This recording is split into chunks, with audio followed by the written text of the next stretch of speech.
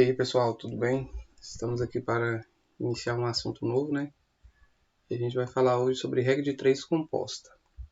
Então, ela recebe o nome de composta porque trabalharemos com mais de duas grandezas. Ou seja, a gente relembrar da aula de regra de 3 simples, né? A regra de 3 simples, ela trabalhava com duas grandezas. E já nessa composta, a gente vai trabalhar com mais de duas grandezas. O primeiro passo para identificar se é uma regra de 3 composta ou simples é analisar as grandezas. Se ela tiver mais de duas, ela vai ser uma regra de 3 composta.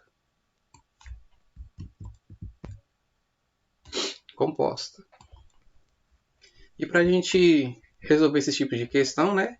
Eu separei um passo a passo aqui para a gente poder não se perder na hora de resolver. Então, o primeiro passo que a gente tem que fazer é separar as grandezas em colunas. Ou seja, eu vou identificar os tipos de grandeza lá que eu vou ter na minha questão, né? E vou separar ela em colunas. Ó. Se eu tiver uma grandeza, eu vou colocar ela nessa coluna, outra nessa coluna e outra nessa coluna. Isso aqui é só um exemplo, não quer dizer que você vai ter só 3, não. Pode ter 3, 4, 5, 6 e assim sucessivamente. Agora o próximo passo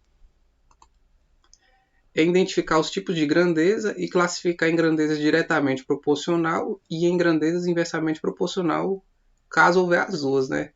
Pode ser que ela apareça só diretamente proporcional, pode ser que ela apareça somente inversamente proporcional e pode ser que apareça as duas também.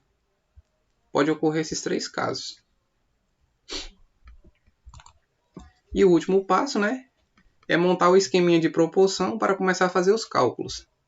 A gente, relembrando lá da aulinha de razão em proporção, a gente viu lá como é que a gente representa uma razão e o que é uma proporção. Levando em conta que a gente já sabe o que é isso, a gente vai partir para um exercício agora para ver como é que fica esse tipo de conta. Então, nessa primeira questão aqui, vamos ver o que ela está pedindo. Na alimentação de 2 bois, durante 8 dias, são consumidos 2.420 kg de ração. Se mais 2 bois são comprados, quantos quilos de ração será necessário para alimentá-los durante 12 dias? Então, primeiro passo, né?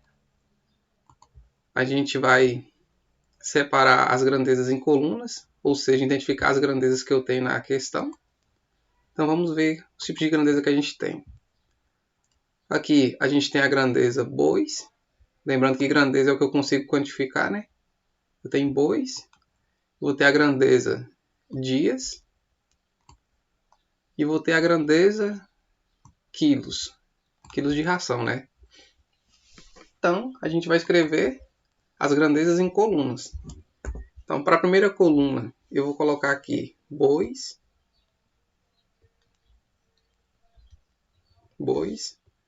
Para a segunda grandeza, eu vou colocar dias. E a terceira grandeza, eu vou colocar quilos.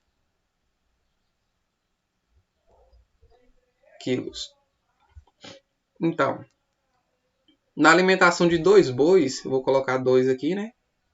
2 bois durante 8 dias são consumidos 2.420 quilos. Ou seja, vou colocar o 2.420 quilos.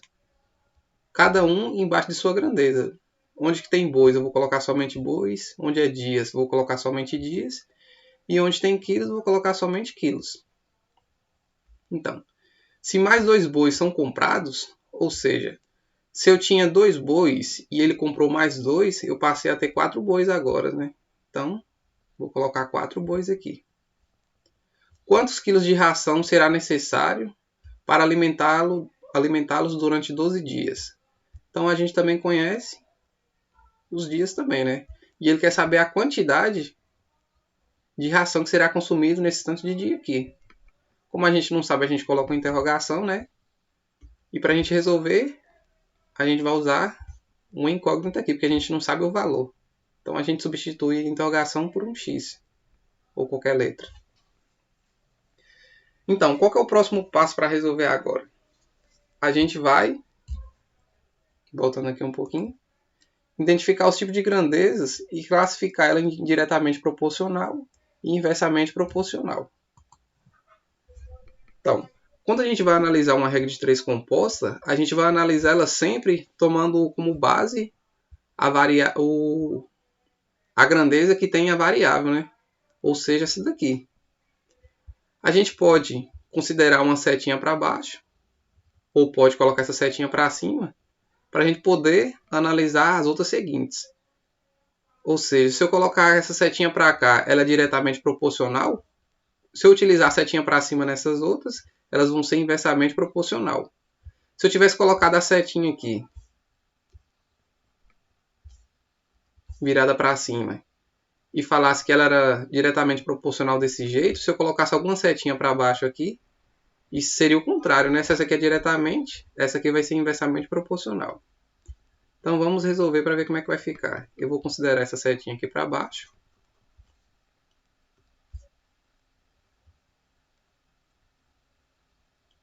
E vou analisar. Veja, ó, 2 bois, ele consome 2.420 kg de ração.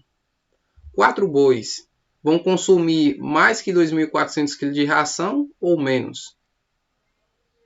Vão consumir mais, né? Porque se 2 bois consomem só isso aqui, 4 bois vão comer mais. Então, essa aqui é uma grandeza diretamente proporcional, né? Porque aqui está crescendo a quantidade de bois e aqui também vai crescer a quantidade de ração. Agora, analisando os dias. Lembrando, né, a gente sempre vai analisar com base, analisar uma de duas em duas, né? Tomando como base a grandeza que tem um x. Como a gente já analisou essas duas aqui, agora a gente vai analisar essas duas aqui. Então, em 8 dias, esses animais consomem 2.420 kg de rações. Em 12 dias, eles vão consumir mais ou menos ração? Vão consumir mais ração, né? Porque 8 dias ele consome isso aqui. Em 12 dias, eles vão precisar comer mais. Então, também está crescendo aqui, né? Como eu considerei essa setinha para baixo como diretamente proporcional, essa aqui também deu diretamente proporcional porque ela está crescendo, né? E essa aqui também está crescendo para baixo. E essa daqui também está crescendo para baixo, essa aqui está crescendo para baixo. Então, todas são diretamente proporcional. E quando é diretamente proporcional, eu não vou mexer em nada, né? Eu só vou transcrever lá para baixo do jeito que está, colocando em forma de razão. Lembrando que quando a gente for resolver esse tipo de questão, a parte que tem a variável, ela vai ficar isolada. Dessa forma aqui, ó. Eu vou pegar o meu 2.420 sobre x, né? Eu não vou mexer em nada porque ela é diretamente proporcional, então eu conservo do jeito que está. E vou igualar ela às outras duas grandezas que eu tenho. Ou seja, essa variável aqui, essa grandeza aqui, ela vai ser igual ao produto dessas outras duas grandezas aqui. Lembrando que produto, né, multiplicação. Então vamos fazer aqui. 2.420 sobre x tem que ser igual a 2 sobre 4 vezes 8 sobre 12. Então agora só basta a gente efetuar os cálculos, né? Como é que vai ficar essa continha aqui? Eu vou conservar isso aqui, né? Porque eu tenho a multiplicação, vou fazer essa multiplicação primeiro. Então vai ficar 2.420 sobre x, que é igual 2 vezes 8 é igual a quanto? 16, né? E 4 vezes 12 é igual a 48. Agora, finalizando essa continha, vamos levar ela aqui para cima. Deixa eu só dividir aqui para a gente não confundir os cálculos.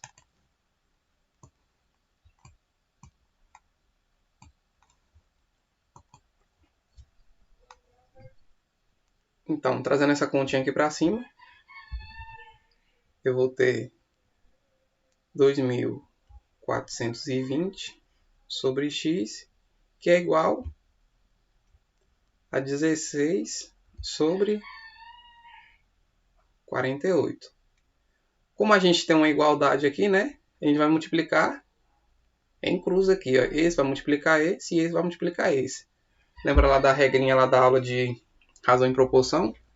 O produto dos meios tem que ser igual ao produto dos extremos. É o que a gente vai fazer aqui. Então vai ficar x vezes 16, que é igual a 2.420 vezes 18. Agora só basta a gente terminar de efetuar essas continhas. Como é que vai ficar ela? 16 vezes x é igual a 16x. E 2.420 vezes 18 vai ser igual a 43.560, né? 43.560. Como eu quero descobrir o valor de x, eu vou isolar ele. Então vai ficar o quê? X é igual a 43.560 dividido por 16, né? Então, eu acabo de descobrir que a quantidade de ração vai ser essa divisão aqui. E quanto que dá essa divisão? Essa divisão vai me resultar em 2.722,5. Só apagar esse pontinho aqui, que vai ser um ponto. Vai ser 2.722,50 kg. Então é isso, pessoal. Aqui foi um exemplo. Espero que vocês tenham entendido.